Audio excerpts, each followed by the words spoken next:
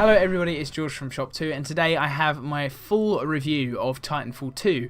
Now I don't usually do full reviews, so I've kind of taken a lot of time here to write the review, and I've got a nice little cheeky video for you guys if you don't really want to read the whole thing. I kind of summarise my thoughts in this video, so let's get straight into it. Okay, so I'm just going to talk about campaign and multiplayer, and then I'll summarise it all at the end.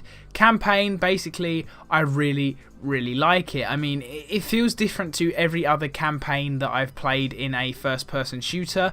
I mean, I said that about Battlefield as well, but that is also very true. Both of these games are basically shake up the whole campaign in first-person shooters up completely. I mean, Battlefield's one was great. It's the war stories. It's completely separate from the multiplayer, but you know, it kind of still all ties in with the setting and everything like that. Titanfall 2 is about your bond with your Titan and everything like that, which is really cool. I mean, I was kind of nervous when they said they were going to do a campaign, and I'm really pleased with how it turned out. It is generally a very good mode to play within Titanfall, as opposed to like your Call of Duty, where I'll get like Black Ops 3 for example. I played a bit of zombies, I played a lot of multiplayer, and I barely touched the campaign. I think I played the first mission just to record a video back in the day. But yeah, this game, the campaign is very good, and it feels very different to everything else I have played campaign wise. So you start off as like a regular infantry soldier. You don't have a jump kit, you don't have a Titan, and basically you meet Captain Lestimosa. And he basically, not spoiling too much because it's in the first mission, he dies and gives you his Titan and jump kit, and there you go.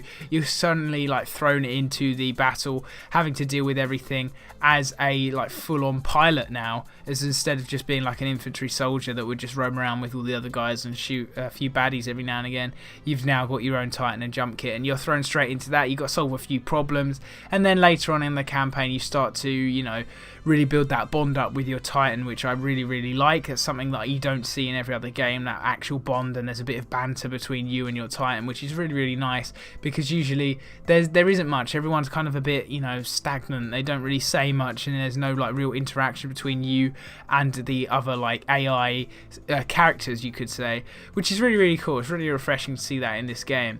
And then basically after you've solved a few problems, etc, you get to the points where you can either get out of your Titan and do it on foot, or you can stay in your Titan, and obviously it's going to be a little bit easier, a little bit harder to die. But it's really nice to have that option of being able to switch between the two. It depends on what you're feeling. Like if you feel like a level's a little bit too difficult to do on foot, you get in a Titan, and it's you know, it's a different level completely.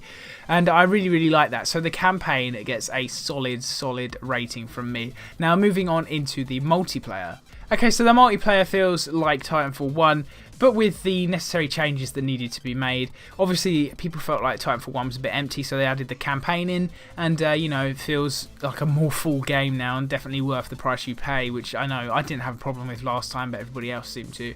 And the multiplayer is basically a more filled out experience of Titanfall 1. Weapons are pretty well balanced. There is that one assault rifle, the base one, I can't remember, I think it's like the R201, and that gun is obviously, it's like the best at everything, so everybody just kind of uses that. And there's also the pulse blade, which shows people through walls. It's kind of overpowered, but you know, hopefully they'll balance that out in patches, or you know, you just get used to playing with it. But they're the only things that I've noticed about the multiplayer that are a little bit pants, those two weapons. It feels like the snipers don't really have a use because they are so quirky. Like the snipers, there's no like normal bolt action like you'd get in a Call of Duty game. They're just like two shots, or you need 2 shots to kill, or it fires 2 bullets at once, and it's just kind of like, I'll just use the assault rifle. So yeah, some of the guns are a little bit, not every gun has a use, I guess you could say, which it kind of sucks. I really like that about games when they manage to get that right. But it's still fun nonetheless. Maps, I've played a few. They all seem to play pretty well. I mainly play the pilot versus pilot game mode because I'm not really like used to the whole Titan stuff yet. I didn't really back in the day I played Titanfall, but I haven't played it for quite a while, and I've been playing like Battlefield and Call of Duty, so I'm just using the Titans, the pilots even, to get into that, you know, and then I will move into the Titans and stuff. You can see me using the Titans in the campaign and a little bit in the gameplay for multiplayer you saw just before. But, you know, Titans are fun, but the Pilots vs. Pilot game mode, I think I enjoy it just a little bit more right now. I'll get more into the Titans as I play more, I assume.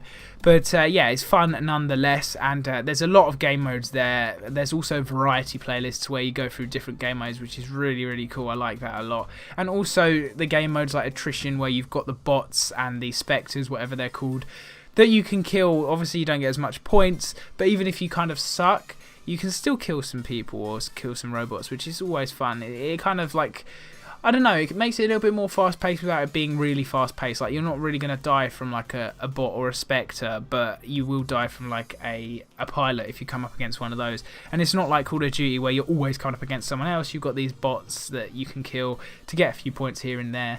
And, you know, it all feels really, really good. I really, really like Titanfall 2's multiplayer, and I can't wait to get into it. There's also like a lot of unlockable challenges, which really adds to the replayability of the game. I really, really like that. I love that about Black Ops 3, where you could do the Dark Matter camo. I did all of those challenges, and I'm looking forward to doing quite a few of those within Titanfall 2.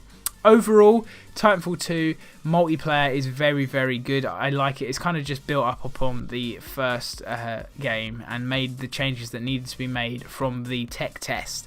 So yeah, multiplayer, really good as well. Overall, Titanfall 2, I'm very, very happy with the game. I'm so happy that we've got 3/4 first-person shooters to play this year. We've got COD, Infinite Warfare, we've got Modern Warfare Remastered, we've got Battlefield 1, we've got Titanfall 2. It's so, so good. I love first-person shooters, and all of these games are really, really good.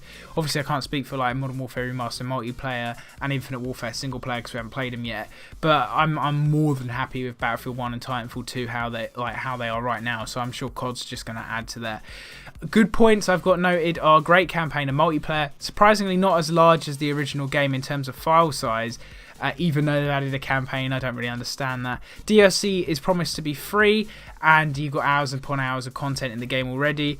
And I also made a note that the game is available on PS4 this time, meaning you don't have to go and buy an Xbox One if you want to play it, which was one of the things that I think made the game suffer a little bit more, was the fact that it wasn't available on PS4. Like, everyone would love that on PS4, and now they've got it. It feels different from the other shooters out this year, and it plays even better than the original. The only negatives I have are the the guns and the pulse blade balancing in multiplayer, and that the campaign could be a little bit cheesy, but who doesn't love a little bit of cheese every now and again? And to be fair, it's like their first entry into campaign, so you don't expect it to be perfect.